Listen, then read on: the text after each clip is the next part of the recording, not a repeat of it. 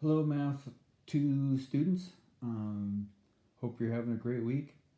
This week we're going to be we're going to on chapter 6 or topic 6 about samples. For my students, we actually finished that chapter. For Mrs. Roberts, this will be new. So I just want to encourage you that when you have keys are given, that you're actually correcting the work yourself. The best way to make sure you're learning it is to correct it yourself when you have a key and find your mistakes. When I'm doing guided notes on my videos, please hit pause and actually attempt the problems, and then hit restart so you can see the solutions. Try to do as much yourself as you can before, rather than just sitting and watching. You're going to get way more out of it. Um, anyways, take responsibility for your learning. Try your best, learn as much as you can. Take advantage of these weeks ahead, and try and learn as much as you can. So remember, in free time, IXL is now available, and I encourage you to, go in there. It's right there in ClassLink. Find IXL, and you can pick a section and work on it. Try to get your score up to at least an 80%. That's what I'd call mastery. Is once you get to 80, and you can move on to and pick another skill. Try and maybe pick skills that relate to what we're doing, or just find something that you struggle with, and you can work on it. But you get to um, use your time, and besides the work that we assign, if you want to put out extra effort, that's a great place to go. Um, Also, like, I've made XL available in Pearson for all the chapters, and you can go in there and do XL for extra practice, extra help, and stuff.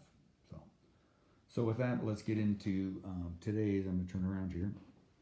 So if you turn in your book to page 310, I'm going to go over the vocab for a big chunk of vocab for the first two lessons here. So first off, population. So if you have to hit pause, but page 310. And I'd like you to have this filled in. Population. And I just call it the total number of things in an area. That's a pretty general definition, but it could be the total number of cows in a field, or a total number of people in a city, or a total number of trees in a forest, or a total number of beavers in a pond. But total number of books in a shelf. They don't even have to be living, right? But population. Or total number of fish in a lake, whatever, trout in a lake. Second one, sample.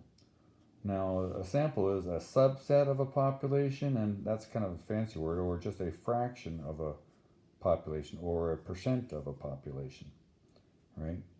That's a sample. It's a chunk of a population, a fraction. And then the next one I kind of go over is random sample. And for a sample to be random, that means everybody has to have an equal chance of being selected.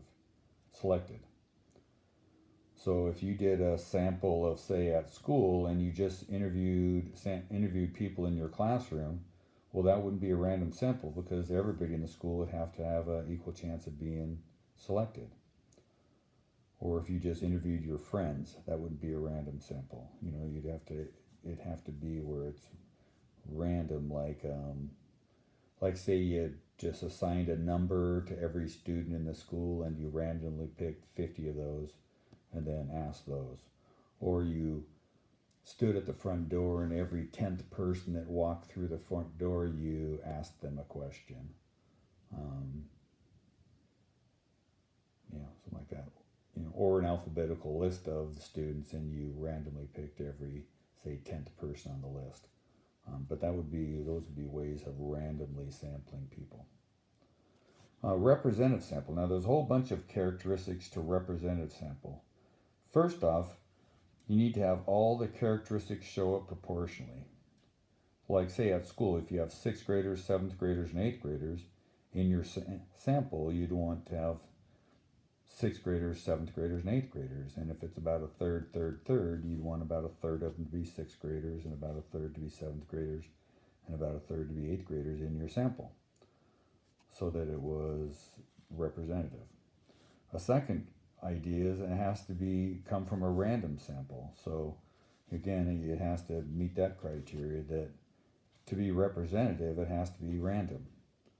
And then the third thing for it to be representative, it has to be big enough.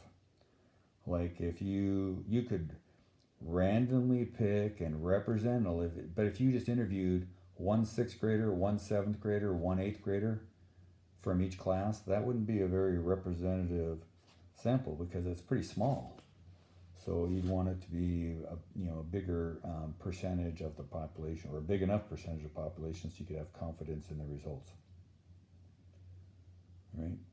Now the fifth word, inference. This comes in lesson 6 too, and that's just a statement you make based on data. And then last one, a valid inference. That's a statement made based on data that is probably true because it comes from a representative sample. So it's kind of these two ideas, together, all right? And that it's just a true inference, and it's probably true inference because it comes from a representative sample, right? So there's that vocab thing.